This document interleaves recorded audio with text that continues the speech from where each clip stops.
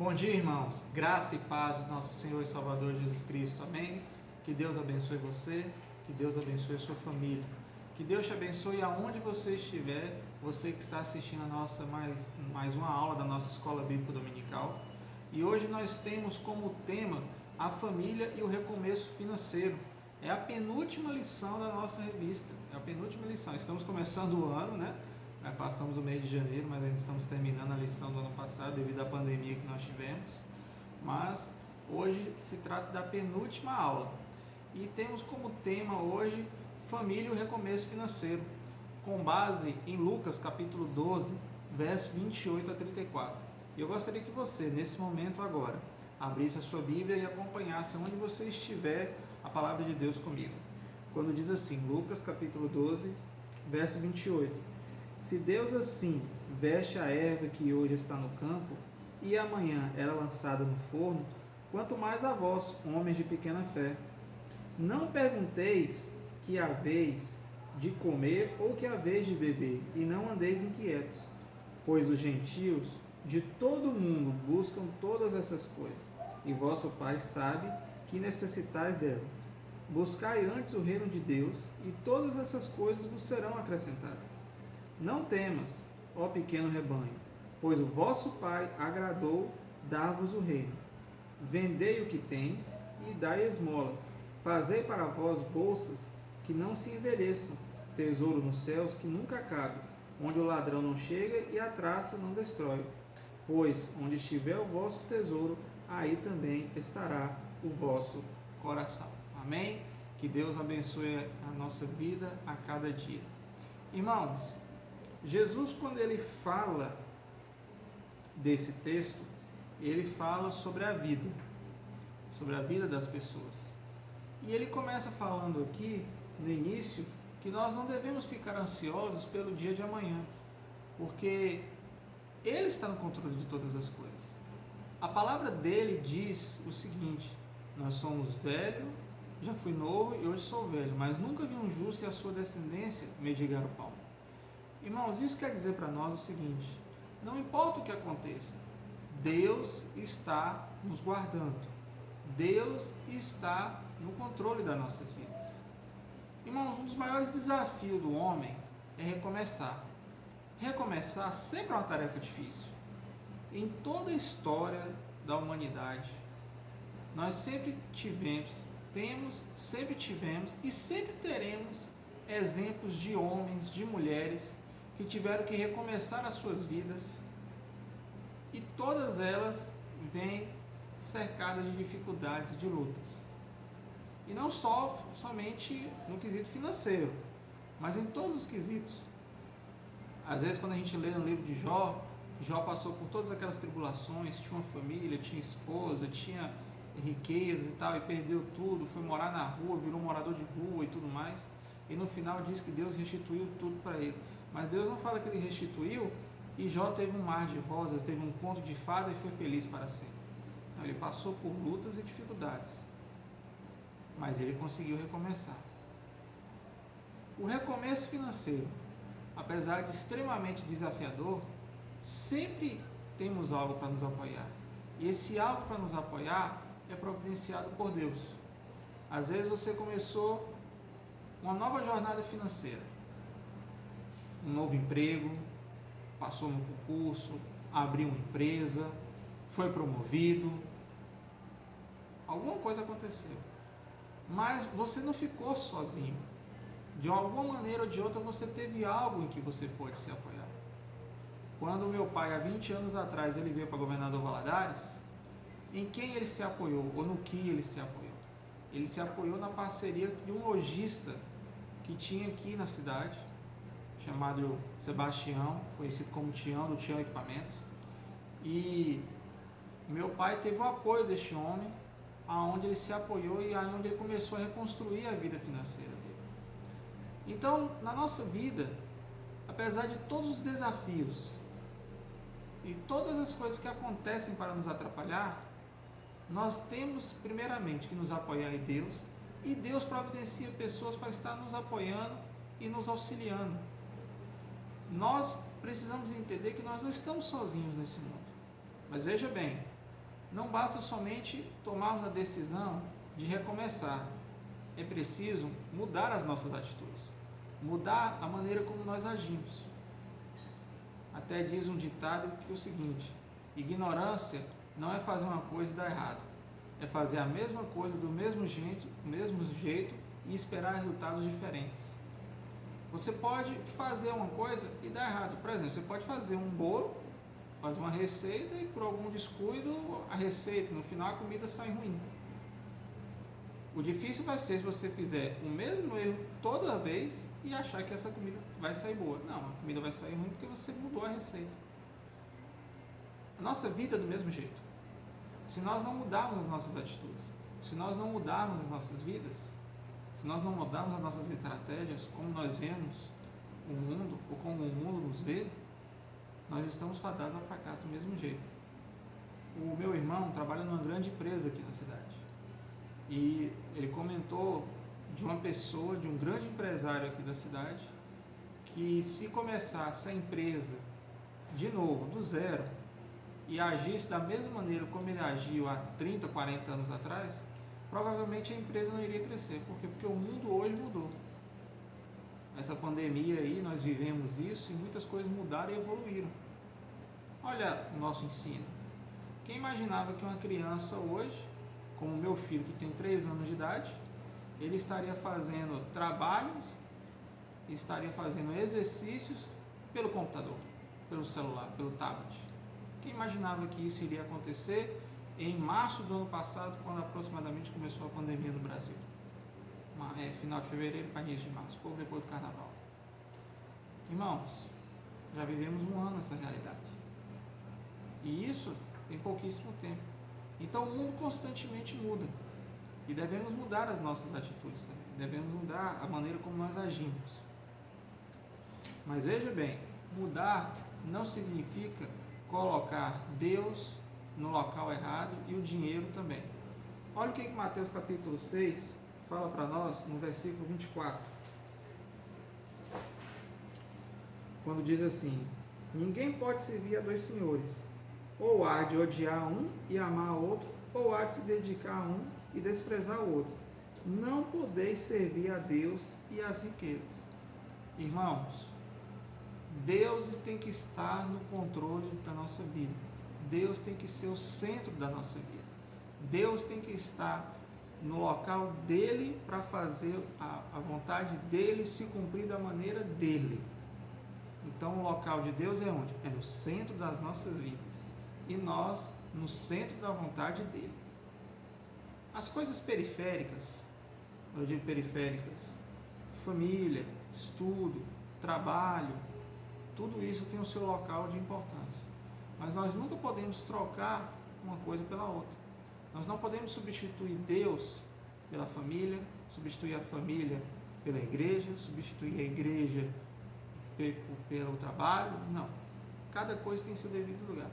E um dos maiores erros que muitas pessoas cometem é, quando estão bem, é esquecer do local de Deus e colocar o dinheiro no local de Deus. É se firmar no dinheiro, se firmar na riqueza, se firmar no patrimônio que construiu. Quando a pessoa está ruim, corre para a igreja, espera a providência de Deus, Deus dá a providência, a pessoa cresce, prospera, começa a ser abençoado, e aí dá as costas para a igreja e vive de maneira livre, achando que é livre e que não tem que servir mais a Deus e que não tem que obedecer mais às normas e preceitos da palavra de Deus, e começa a achar que a vida é assim, que é assim que se vive. Não, está errado, completamente errado. Deus tem que estar no centro da nossa vida e nós no centro da vontade dele, para que a vontade dele se cumpra em nossas vidas. A vontade de Deus ela é boa, perfeita e agradável. Seja lá o que ele quer que nós façamos, devemos obedecer e fazer como ele quer que façamos. Jesus, ele não nos ensina a guardar dinheiro na terra. O primeiro tópico da nossa lição hoje traz as riquezas do reino. E Jesus, ele não nos ensina a guardar dinheiro na terra. É lógico que você pode ter a sua reserva financeira, no caso de um problema de saúde, no caso de uma oportunidade da compra de um veículo, da compra de um imóvel, na compra de uma aplicação de algum dinheiro. Isso aí não há problema algum. Você pode simplesmente fazer isso e guardar o seu dinheiro que você conquistou de uma maneira tão suave. Mas Jesus não diz que isso tem que ser a coisa principal da nossa vida. Isso, como eu falei antes, são coisas periféricas, são coisas secundárias. A coisa principal, o principal objetivo do cristão é sempre glorificar e adorar a Deus. Jesus, ele nos ensina a nos prepararmos para a vida eterna. Como assim, pastor? Prepararmos para a vida eterna? No decorrer da nossa vida aqui na terra, nós devemos pregar, anunciar, falar e espalhar o Evangelho de Cristo em todos os locais da terra. Não é isso que Jesus falou quando ele estava indo aos céus, quando ele apareceu aos discípulos? Ide por onde? Ide por todo mundo, pregar o Evangelho a toda criatura, batizando em nome do Pai, do Filho e do Espírito Santo. Foi isso que Jesus nos ensina. Ide por todo mundo. Ide para o norte, ide para o sul, leste, oeste, noroeste, ide na Europa, na África, no Oriente Médio, na Oceania, nas Américas. Ide para todo local e anuncieis e preguei o Evangelho. Esse que o cristão autêntico deve fazer. Isso que deve ser a prioridade para ele. Depois da adoração a Deus, pregação da palavra. A nossa prioridade não tem que ser guardar dinheiro. Eu vou guardar dinheiro para minha velhice. Eu vou guardar dinheiro porque vai que um dia eu fico doente. Eu vou guardar dinheiro para... Não que guardar dinheiro seja errado. Não há problema algum, não há nenhum pecado nisso, não tem nenhuma falha, você não vai ser condenado ao inferno se isso acontecer, tá? O que eu estou dizendo é o seguinte, isso não tem que ser a prioridade na nossa vida.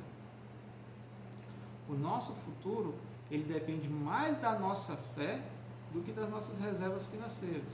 Mateus capítulo 6, versos 19, diz o seguinte: Não ajuntei tesouros na terra, onde a traça e a ferrugem destrói, e onde os ladrões arrombam e roubam. Ajuntai, porém, tesouros no céu, onde nem a traça, nem a ferrugem destrói, e onde os ladrões não arrombam nem roubam. Pois onde estiver o vosso tesouro, aí estará também o vosso coração. Entendeu, irmãos? Aonde estiver o vosso tesouro.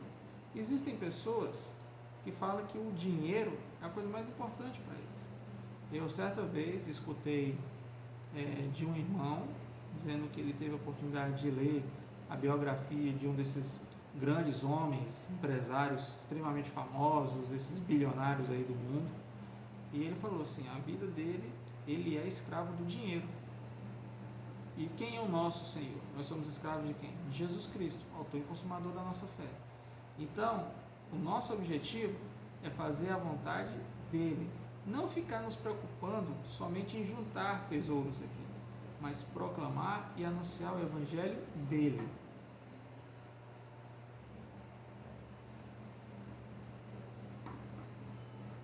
Muitas vezes, quando nós passamos por dificuldades, nós buscamos a Deus, mas muitas vezes também nós esquecemos.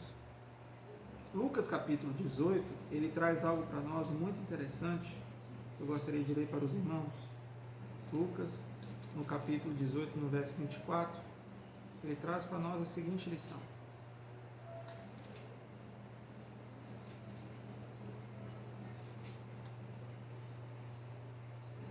Vendo Jesus que ficaria muito triste, disse: Quão dificilmente entrarão no reino do céu, no reino de Deus, os que têm riquezas.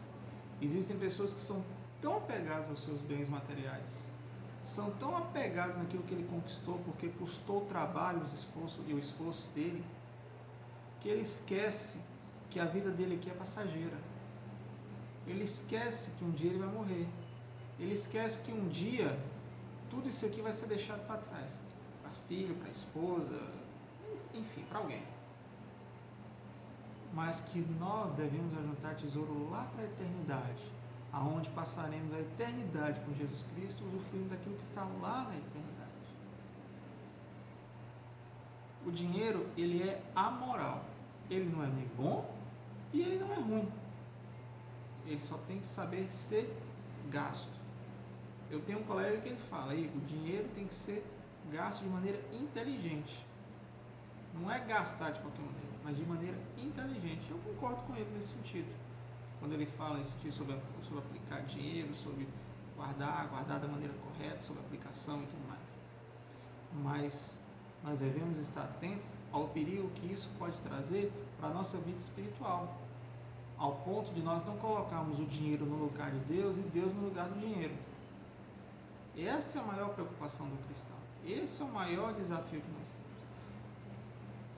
Lucas capítulo 12, verso 15, ele nos alerta sobre a ganância. Olha o que Lucas capítulo 12 fala para nós. Capítulo 12, verso 15. Então ele disse: cuidai-vos e guardai-vos da ganância. A vida de um homem não consiste em quantidade de bens que ele possui. Irmãos, para Deus não importa se você tem um iate, se você tem uma casa de campo, uma casa na praia, se você é um bilionário, tem dezenas e centenas de funcionários, ou se você é um homem trabalhador que vive do suor do seu trabalho, de sol a sol, ganhando um salário mínimo ou menos que isso, seja lá o quanto é que for. O importante é o que Deus significa para você. Isso que é o importante. É o local que Deus está na sua vida. E às vezes, irmãos, uma pessoa, por mais simples que seja, às vezes ela tem uma comunhão com Deus tão maravilhosa, que na hora que ela morrer e for para Canaã celestial, ela vai desfrutar da bênção grandiosa que durante a vida inteira ela guardou aqui. Certa vez eu estava trabalhando no local e escutei um homem cantando um hino. E ele virou para o colega dele de trabalho e falou assim: fulano, eu estou com vontade hoje, você não sabe de quê? E ele perguntou assim: de ir na pizzaria? Ele: não, de ir na igreja e adorar o meu Deus, cantar um hino bem bonito para meu Deus. E esse rapaz soube colocar Deus no local dele, no local da verdadeira razão, no local principal, no centro da vida dele. É isso que nós devemos aprender. Ainda no capítulo 12, no verso 33, olha o que Lucas fala para nós. Vendei o que tendes e dai esmolas. Fazei para vós bolsas que não se envelheçam, tesouros nos céus que nunca se acabem, onde o ladrão não chega e a traça não destrói. Cristo estava nos dizendo aqui que nós devemos estar preparados para nos desprender dos bens materiais que o mundo nos oferece. E o mundo nos oferece muito bem materiais, que muitas vezes nem nos faz tanta importância. Já parou para pensar quanta coisa tem na sua casa que você nem usa? E você vai assim: vou esperar a oportunidade, vou usar na oportunidade, e você nem usa. Às vezes é aquele jogo de prato, copo, talher e por aí vai. Irmãos, nós temos que usar e usufruir daquilo que Deus deu para nós. Mas nós não podemos colocar isso como sendo a nossa vida. Nós temos que viver totalmente desprendido dos bens materiais. Dizem que na Idade Média viveu um homem chamado Giovanni Bernardoni. Ele era um chefe religioso da igreja, que ele era um homem livre. Ele abandonou toda a riqueza dele, abandonou todos os bens que ele tinha para viver uma vida de devoção e de cumprimento e de compromisso com o Evangelho. Dizem que quando ele saiu de casa, ele saiu até sem roupa, porque até a roupa que foi comprada pelo pai dele, ele deixou na casa e saiu sem roupa. De tão livre que ele queria ser. Logicamente ele arrumou uma roupa, né, e começou a pregar e cuidar das pessoas, obviamente. E aí ele era livre. Até dizem que Satanás tinha dificuldade de pegá-lo em alguma coisa, que ele era livre. Ele não se prendia a exatamente nada. Esse é um homem que entendeu o local de Deus e o local que ele deve estar em relação a Deus. Irmãos, um verdadeiro cristão, ele tem que ter responsabilidade com a mordomia. Por isso que é tão importante a entrega do dízimo. Por isso que é tão importante dedicarmos a nossa parte a Deus. E o dízimo, irmãos, não é nenhuma simpatia nem nada. O dízimo é uma prova de fé daquilo que Deus vai prover na nossa vida. Essa semana eu estava devendo, né, um certo valor para uma certa pessoa de uma empresa. E de vez em quando eu vou lá e consumo um pouco na empresa da pessoa, né? E eu estava com a dívida lá. E aí, de repente, ela me manda uma mensagem falando assim: pastor, eu recebi uma oferta e Deus tocou no meu coração que eu deveria abater parte dessa oferta no parte do que você está me devendo. Irmãos, eu fiquei assim, sem saber até o que falar. E eu mandei uma mensagem para ela de novo, agradecendo, pedindo que Deus abençoasse a vida dela e da família dela. Irmãos, do nada, ela mandou uma mensagem para mim falando isso. Isso, irmãos, é providência de Deus para as nossas vidas. Ah, pastor, aí entendeu tal. Irmãos, de todos os pecadores do mundo, eu me considero maior e quero estar na frente disso. Porque quanto mais eu sumir, quanto mais eu me diminuir, mais Deus vai crescer, e é isso que eu preciso. Deixar que Deus cresça em minha vida. O segundo tópico da nossa lição traz a necessidade versus o desejo. O mundo ele nos oferece, nos incentiva cada vez mais a termos muitos bens materiais em nossa casa. Mas você já viu quanta coisa na sua casa que é desnecessária? Às vezes você tem tanta coisa em casa que você nem usa. Eu gosto muito de fazer receita de bolo e tal. E eu falei com minha esposa um dia: eu quero comprar uma batedeira orbital, aquela que vai girando e vai rodando assim. Acho o máximo aquele negócio. E aí, eu tenho uma batedeira em casa que eu nem uso. Eu tenho preguiça de usar ela. Eu prefiro fazer bolo de liquidificador, que é mais fácil. Para que eu quero comprar uma batedeira se eu não estou usando nem o que eu tenho aqui? Tanta coisa supérflua que a gente tem.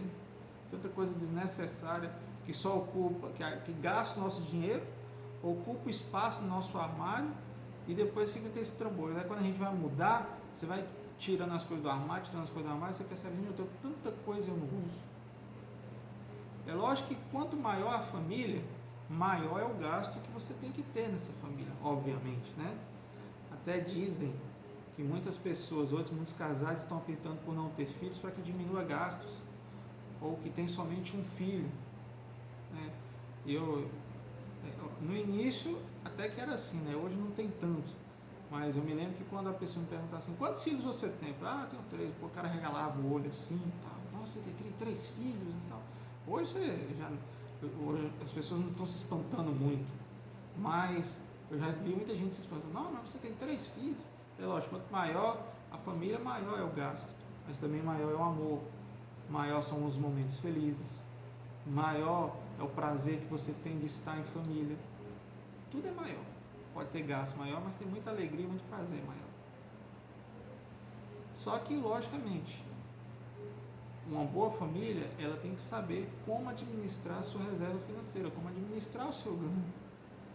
E muitos gastos que nós temos podem ser evitados e desnecessários.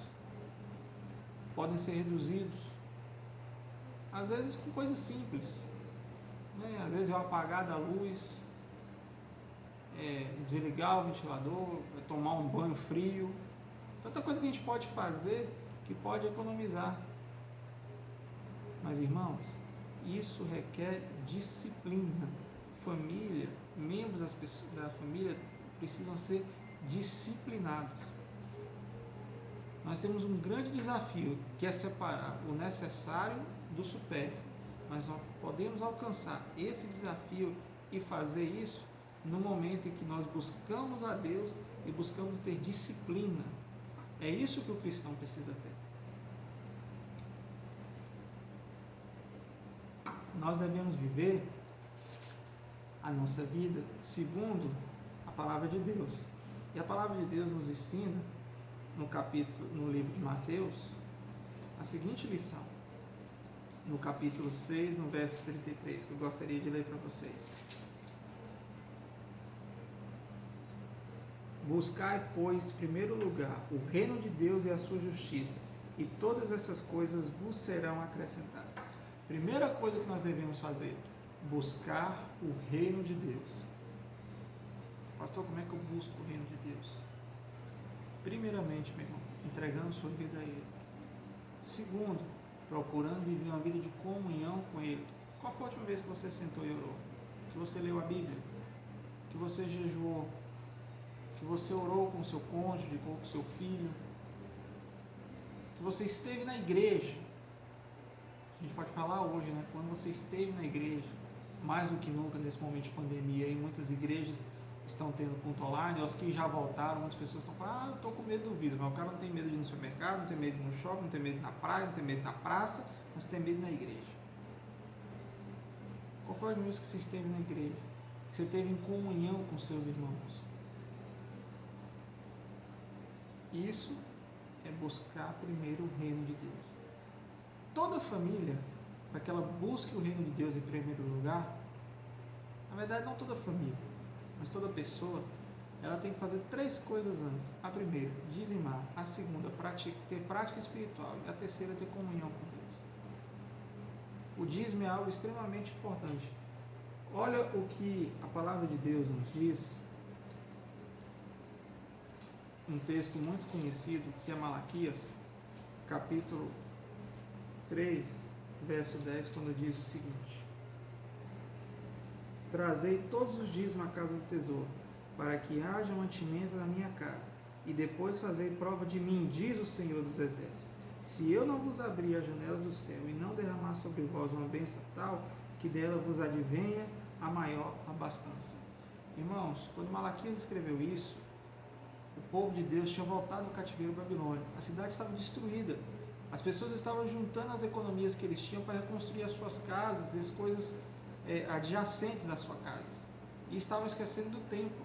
E Malaquias vai e fala, não gente, vamos dar parte de Deus no templo, e Deus vai honrar as nossas vidas. Irmãos, isso é fidelidade, e nós cristãos devemos praticar a nossa fidelidade, mas nós só podemos ter prática de fidelidade no momento em que temos prática espiritual. Lucas capítulo 12, verso 31 diz o seguinte: buscai antes o reino de Deus, e todas essas coisas vos serão acrescentadas. Buscai a Deus, primeiramente o reino de Deus. Ore, leia a Bíblia, testemunhe, faça essas coisas, mude as suas atitudes. Tem um plano de saúde que ele fez uma campanha assim: mude sua atitude por vez. O que quer dizer? Se você antes ficava com o rosto no celular e já ia dormir, não, fica uns 10 minutos antes e depois vai dormir. Se você toma 5 copos de água no dia, a partir de amanhã você toma 6. Vai mudando aos poucos. Se você ia para o trabalho todo dia de carro e voltava, passa uma vez por semana em a pé ou de bicicleta. Vai mudando aos poucos. Cada dia você vai mudando aos poucos.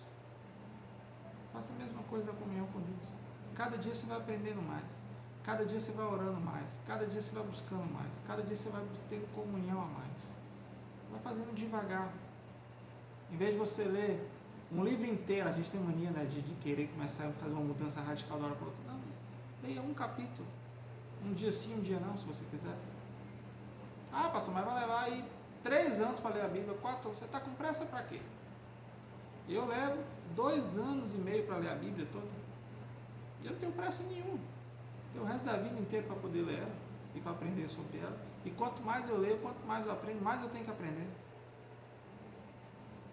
Então, irmãos, a gente não tem que ficar fazendo, colocando chifre na cabeça de cavalo. Não, é meio simples. É só viver a comunhão com Deus.